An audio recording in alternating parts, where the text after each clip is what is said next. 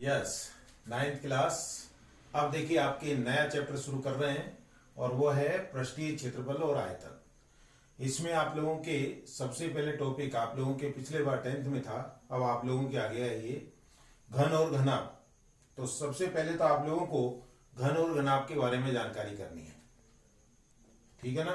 तो इसमें देखिए क्या करना है आप लोगों को। सबसे पहले देखिए आप लोग घनाभ और घन, ये घनाभ है और ये घन है। यहां आप लोगों को दो चित्र दिख रहे हैं। अब इनके अंदर देखिए आप लोग, घनाभ और घन दोनों में पृष्ठ समान होते हैं, लेकिन पृष्ठों में अंतर होता है। क्या? इसके पृष्ठ होते हैं आयताकार और इसके पृष्ठ होते हैं वर्गाकार, ठीक है ना। घन के पृष्ठ कैसे होते हैं? वर्गाकार, और इसके होते हैं आयताकार। तो कहने का मतलब पृष्ठ कितने हुए? देखो इनके अंदर 1 2 3 4 5 और 6, मतलब 6 पृष्ठ इसके, 6 पृष्ठ इसके, ठीक है ना। ये छोटी छोटी चीजें हैं, आप लोगों ने पिछली क्लास में पढ़ा भी होगा। अब आपको मैं जो मेन सूत्र जो यहाँ पर अपने काम में आएंगे वो मैं बताऊंगा। सबसे पहला जो है वो है इसका वक्र पृष्ठ। वक्र पृष्ठ या पृष्ठीय क्षेत्रफल किसका? घनाभ का। घनाभ का वक्र पृष्ठीय क्षेत्रफल। तो ये सूत्र आप लोगों को पहले याद कर लेने हैं। ये सूत्र आपको याद हो जाएंगे तो फिर अपन को सवाल करने में कोई दिक्कत नहीं आएगी। तो देखिए पहला सूत्र है घनाभ का पृष्ठीय क्षेत्रफल, वक्र पृष्ठीय क्षेत्रफल। वक्र पृष्ठीय क्षेत्रफल ये होता है आपके 2 गुणा ऊंचाई कोष्टक में लंबाई प्लस चौड़ाई। ये तो पहला सूत्र हो गया। इसी सूत्र को आप लोग दूसरी तरीके से लिख सकते हैं।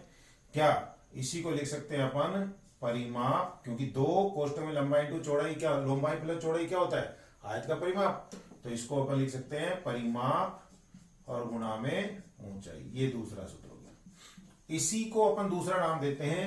देखो ये घनाभ का वक्र पृष्ठीय क्षेत्रफल, ये चारों दीवारें, तो इसको अपन दूसरे शब्दों में लिख सकते हैं चारों दीवारों का क्षेत्रफल। कमरा हो तो कमरा भी घनाभ के अनुसार होता है, तो चारों दीवारों का क्षेत्रफल ये बराबर होगा 2 गुणा में ऊंचाई कोष्टक में लंबाई प्लस चौड़ाई। ये तो हो गया आपके इसकी, ये जो चार प्रश्न है, 1 2 3 और एक इसके पीछे वाला, तो 4 प्रश्नों का ये हो गया। अब इसके बाद में देखिए दूसरा क्या है, इसके अंदर आप लोगों को करना क्या है। पहला तो ये निकल गया, फिर इसके बाद में आता है घनाभ का संपूर्ण पृष्ठीय क्षेत्रफल। संपूर्ण पृष्ठीय क्षेत्रफल किस तरीके निकालेंगे वो देखिए। घनाभ का दूसरा सूत्र, घनाभ का संपूर्ण पृष्ठीय क्षेत्रफल, मतलब सभी पृष्ठों का क्षेत्रफल निकालना हो तो उस स्थिति में लिखेंगे आप लोग 2 कोष्टक में लंबाई इंटू चौड़ाई प्लस चौड़ाई इंटू ऊंचाई प्लस ऊंचाई इंटू लंबाई। तो ये किसका सूत्र हो गया? घनाभ का संपूर्ण पृष्ठीय क्षेत्रफल। यानी घनाभ के अंदर जितने भी प्रश्न हैं उन सब प्रश्नों का क्षेत्रफल अगर आप लोगों से पूछा जाए तो आप देखेंगे 2 कोष्टक में लंबाई इंटू चौड़ाई प्लस चौड़ाई इंटू ऊंचाई प्लस ऊंचाई इंटू लंबाई। अब इसके बाद में आता है आपके क्या? घनाभ का आयतन। अब देखिए घनाभ के आयतन के 2 सूत्र हैं। तीसरा नंबर पे आएगा घनाभ का आयतन। अब आयतन का मतलब क्या होता है? जैसे मान लीजिए कोई डब्बा है, उसको रखा जाता है, तो रखने पर वो कितना जगह घेरता है, वही उसका आयतन कहलाता है। तो आयतन का मतलब हो गया आधार का क्षेत्रफल, आधार का क्षेत्रफल और गुणा में ऊंचाई। आधार का क्षेत्रफल गुणा में ऊंचाई। अब आप देखिए आधार इसका कैसा होता है? घनाभ का जो आधार है वो आयताकार होता है, तो आयत का क्षेत्रफल क्या होता है? लंबाई गुणा चौड़ाई। ये आधार हो गया लंबाई गुणा में चौड़ाई, और ऊंचाई ऐसे कैसे लिख दो। तो कहने का मतलब घनाभ के आयतन का सूत्र हो गया लंबाई गुणा चौड़ाई गुणा में ऊंचाई। ये हो गया आपके इसके आयतन का। अब आता है इसके बाद में घनाभ के अंदर, अगर मान लीजिए कोई भी कमरा है, जैसे आप लोगों से कोई पूछ लेता है कि कोई कमरा है, उस कमरे के अंदर अधिक से अधिक कितनी लंबी छड़ रखी जा सकती है, तो क्या करेंगे? देखिए एक कोना इधर से और एक नीचे की तरफ से, तो ये कहलाता है क्या? घनाभ का विकर्ण। तो इसको ज्ञात करने का सूत्र क्या है वो भी देखिए चौथे नंबर पे है घनाभ का विकर्ण।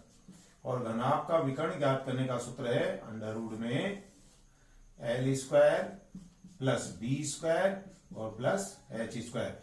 एल क्या है? लंबाई का वर्ग प्लस चौड़ाई का वर्ग प्लस ऊंचाई का वर्ग।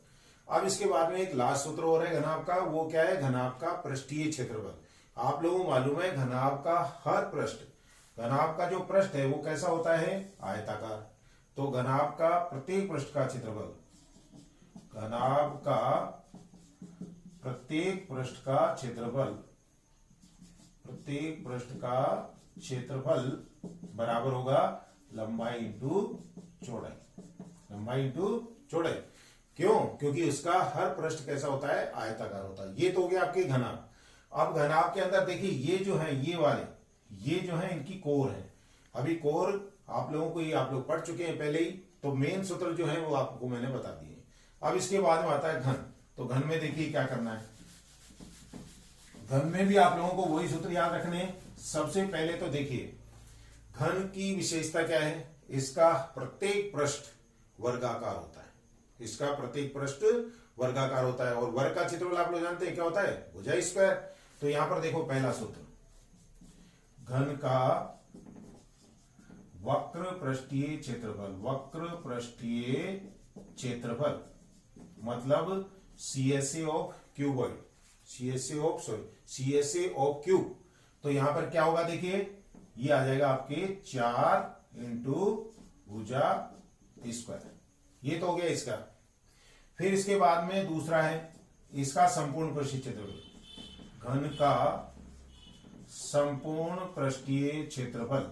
आप लोगों को मालूम है एक पृष्ठ का होता है भुजा स्क्वायर। है कितने पृष्ठ? 6, और 6 के 6 पृष्ठ वर्गाकार हैं। तो 6 पृष्ठों का कितना हो जाएगा? 6 इंटू भुजा स्क्वायर। ठीक है। तीसरा सूत्र देखिए, फिर इसके बाद में आता है घन का आयतन।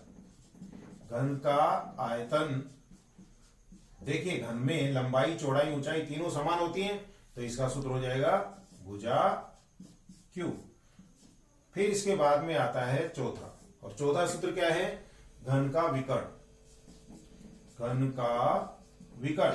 अब घन के विकर्ण में आप लोग देखिए, क्योंकि इसकी लंबाई चौड़ाई ऊंचाई सब समान होती है, तो L square plus L square plus L square.